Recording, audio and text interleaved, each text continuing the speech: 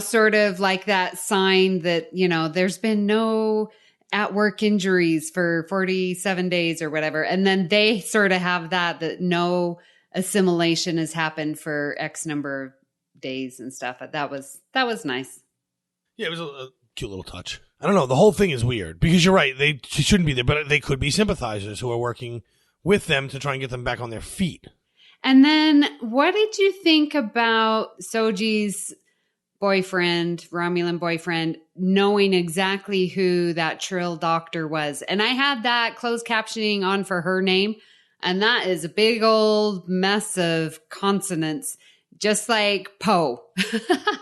Yeah. I don't know, because he's clearly more powerful in the Romulan hierarchy than he's telling her. Because even when he says, I want to watch you work, and she's like, well, you have to ask so-and-so. He goes, no, I don't. I know. That was so smug.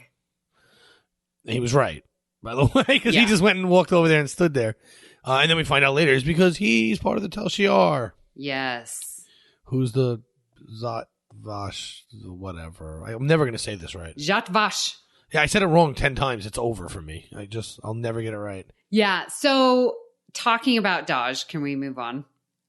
Finding out that she was created just 3 years ago. That's huge information. And that she never actually attended the high school that all the records say she was there for. Yeah. All the schooling and stuff's like, it was too perfect. Yeah. Oh, by the way, before we go on any further, there was another little Easter egg because she wants Earl Grey tea. Yes. That was nice. I knew there was something about you. Thanks, Picard. Yes. Yeah, I thought that was really cool that she only came into existence 3 years ago, which would have been after Maddox had left, right? So he's no longer working with Starfleet at that point. She was created to be perfect. This is when we start getting the hints that guy is not who he says he is, the Romulan, that he is like another agent after her, because this is when she's like, that's not the question you should be asking. The question you should be asking is, what's going on with the other one? Mm-hmm. And they keep saying other one, which thankfully, I'm glad they do that because we might know her name, but they shouldn't, and they don't, which is good. It's, again, logical consistency is important. And so I'm glad they keep not saying her name and just say the other one, the twin, very generic terms. And but this is when we should start getting the hint that someone's watching her. And it's probably this weirdo. Like, they didn't outright say it. Now, unfortunately, this is the one thing I have a problem with today's TV telling, because it's serialized, but it's also really short season-wise. We get too much information too quickly sometimes. Not so much how much information is packed into this episode is the problem, but we shouldn't have found out that he was undercover until next episode, in my opinion. I can agree with that. I know I can hear who's screaming right now at that statement because they hate that I believe that. But I like having to wait a week to find some stuff out once in a while. Mm-hmm. Mm-hmm. So I don't know. We don't do that anymore. So yeah, I mean, in 10 episodes, so short. It is. Mandalorian was only 8. Yeah. So they'll make more next season. Not that worried about that. Okay, so, but Mandalorian, sorry to go off on a tangent, but you brought it up, but Mandalorian, it feels like the story is going to continue.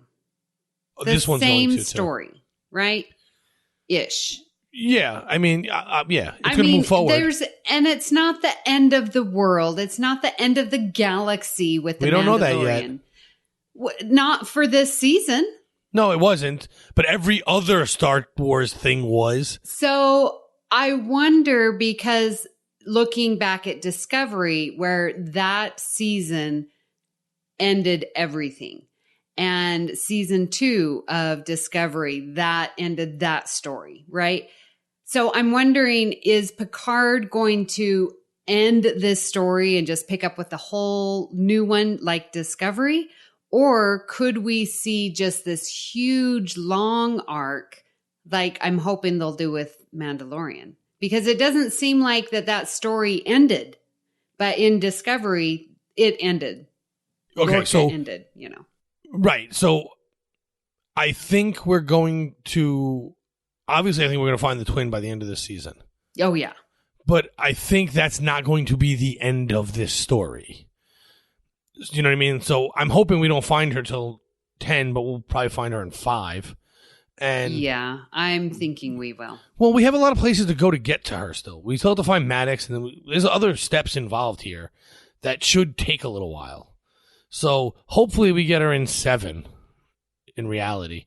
But I don't think we're going to find her and get all the information by 10, is what I'm saying. I think that's going to continue through.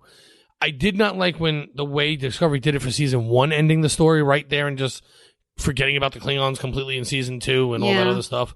However, I did like that they ended their story in the end of season 2, because I felt like that story lended itself better to having a final... It's not the final story, obviously, because obviously we're going to get a 3rd season and it's going to be someone in the future, but the main arc of that season ends definitively with them going to the future. I liked that. I didn't necessarily like that in season 1. I did like it in season 2. Mm-hmm. Yeah. So, and I'm hoping, like you said, like The Mandalorian, where it's just going to be a continuing saga. Yeah. I'm hoping we have more of that for Picard, because Picard's not written like, not yet, written like season 2 was written. However, going back for a moment too, I loved when Picard told her, "You don't get to the Starfleet or Federation doesn't get to decide who lives and who dies or what species survive," and she's like, "Yes, we do." What?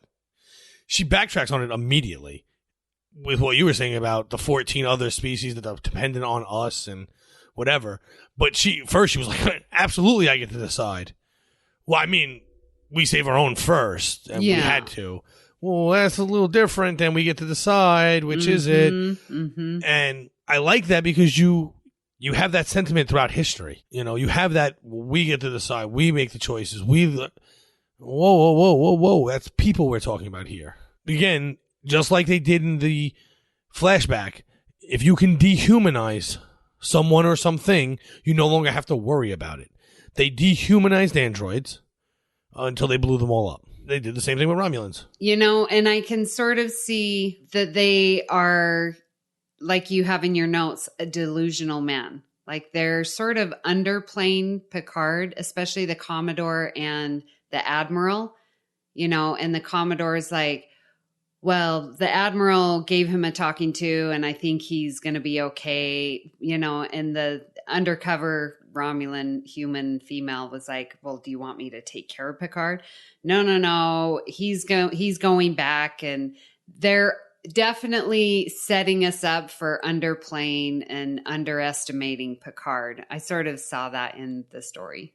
But we saw that in TNG at times, right? Oh, well, of course. Yeah. So, I'm not saying I don't like it, but I'm recognizing storytelling a little bit. I'm not saying that you don't like it. I'm just saying like this is just a continuation of a lot of what we've already seen. Yeah. From him. And yeah, because she does say that he was discouraged. Yes. Come on, man. Haven't you watched a single episode of Star Trek? Right. I mean, one episode will tell you that don't work. Nope. It's not even that hard. But so as I was writing my notes, you could see that part of my notes I was actually writing as I was watching. Uh-huh. Because I wrote, Commodore is heavily involved in conspiracy. I didn't understand she was running it. Yeah, right. You know, like she was running the conspiracy. Hey, if there were death squads, I'd know about it. Get her off the phone. I know about it. Yep. Come here.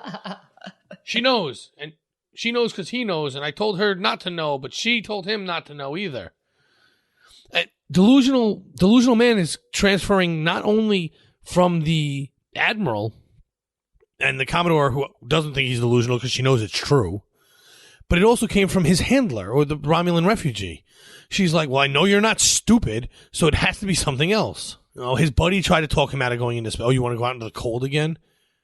Now more than ever. Now, is it now more than ever because he wants to find the twin? Or, yes, or is it also now more than ever because even my friend is trying to talk me out of this, so obviously I'm onto something. I don't know if he would go that far because he's just the doctor. Yeah, but yeah, he was getting upset at the doctor. And the doctor's ridiculous too, by the way. Irrational outburst on Interstellar News. Irrational. She wasn't asking me about why I left. And this was clearly a sore spot because I quit my career over it. It's not irrational at all. Again, I'd be the same idiot putting my foot in my mouth, so don't take my advice, but whatever. I think you're right, but I would love it that he's mad at him and he thinks he should go because someone's trying to stop him. Mm-hmm. Sort of out of spite. Right, and that's probably more of a Kirk thing to do, but I don't care. Let Picard do it once in a while, too. I mean, he doesn't have to be all Picard all the time. Okay. Still talking about Admiral Clancy, when she calls into the Commodore. So do you think that Clancy knows what the Commodore is up to? Absolutely not. Okay.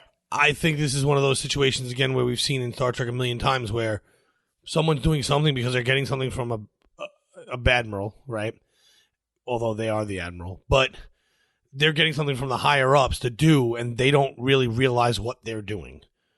They're not a good person either, because she's a jerk to Picard for, I guess you could say, somewhat justifiable reasons when she just got bashed on television by him. Not directly, but indirectly. However, it's clear that they had a rivalry anyway from before he left. Now she gets to rub that leaving in his face. So, I think she enjoyed that. Oh, yes, she did. Of course she did. She won. In the grand scheme of things, she won. Yeah. She might not even have been an admiral when he left, but she is now. Yeah. And I loved where it's sort of where he's exiting, but her voice is still in his head. Request denied. Oh, that was powerful. That was really good. Yep. And then he goes and gets his little comm badge. Oh, yes. Was that not so beautiful? It was highly improbable that you'd get to keep one of those after retirement, but... Or that it's still functioning. Yeah, you can call anybody. Upgrades. Please don't hang up. Please don't hang up. Yeah, right. If I unplugged my Alexa, it wouldn't work in 6 months. I know. But he even tells the other refugee, the guy, I made the call already. And that was a great scene with those two because she's yelling at him and he's like, yeah, you're going to need a crew with me in it. And she's like, oh, stop that. I'm trying to stop him from going. He's delusional and going to die. Everyone just kind of believes this about him. Mm-hmm. Underestimating him. Right. To make what he does even more. Right. And now we gave him a lobe problem in his brain that's going to eventually kill him. It's the Irematic syndrome. I know, I understand that, but now it's like a big deal. When it wasn't then for interstellar travel. That's the sticking point. The guy's like, it's going to kill you one day. Okay. This goes back to the getting off the couch and going, I've just been waiting to die. I could wait here for it to kill me, or I can go there and have it kill me.